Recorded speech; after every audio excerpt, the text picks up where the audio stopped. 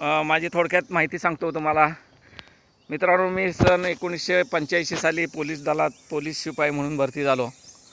त्यानंतर जरी त्याच्या अगोदरसुद्धा मी वडिलांसोबत शेती करायचो. मित्रांनो, भरती झाल्यानंतर देखील मी शेती सोडली नाही. जाऊन येऊन सुट्टी टाकून, सुट्टी मिळाली की यायचं, थोडी वडिलांना मदत करायची, शेतीत मदत करून परत कामावर जायचं.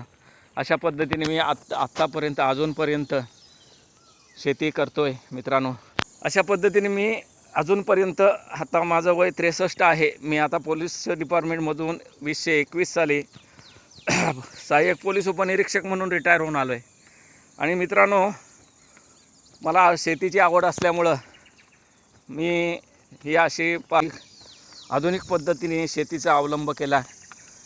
डॉक्टर भडसावळे नेरळ यांच्या यूट्यूबवरती व्हिडिओ बघून मी ही स्वतः यासारखी पद्धतीने शेती सुरू केलेली आहे. मित्रांनो, हे बघा, अशा प्रकारे ही शेती केलेली आहे. मित्रांनो, आपण पुढचा व्हिडिओ तयार करणार आहे. मित्रांनो, हे साईडला जे ओपन जागा दिसते, हे आपल्याला कुंपण घालायचं आहे.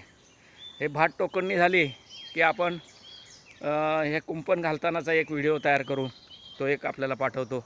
भात टोकणीचा, त्याच्या अगोदर भात टोकणी करताना एक व्हिडिओ आपल्याला पाठवून देतो. मित्रांनो, बाय.